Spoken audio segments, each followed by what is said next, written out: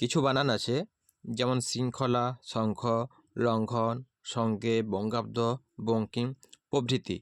তো এই বানানগুলোর ক্ষেত্রে আমাদের একটু অসুবিধা হয় যে অনুস্বার হবে না উম হবে। তো এক্ষেত্রে আপনি কিভাবে মনে রাখবেন? তো এই জন্য আপনি উপরের ছকটা দেখুন। প্রথমে আছে ক, খ, গ, ঘ, উম। এই যে ক বর্গ, এই ক বর্গের শেষ বর্ণ হলো উম।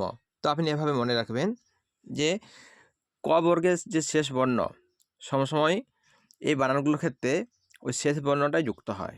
যেমন ধরুন এখানে আছে শৃঙ্খলা, তালবস্বরী অনুস্বার খ লয়, এটা হবে না, এটা হচ্ছে ভুল বানান। সঠিক বানান কী হবে না, উপরে দেখুন ক বর্গের খ আছে, দ্বিতীয় বর্ণ হচ্ছে খ।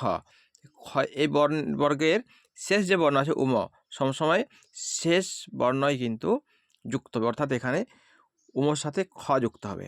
একইভাবে শঙ্খ, লঙ্ঘন, সঙ্গে, বঙ্গাব্দ, বঙ্কিম প্রত্যেকটা ক্ষেত্রে কিন্তু উম যোগ হবে।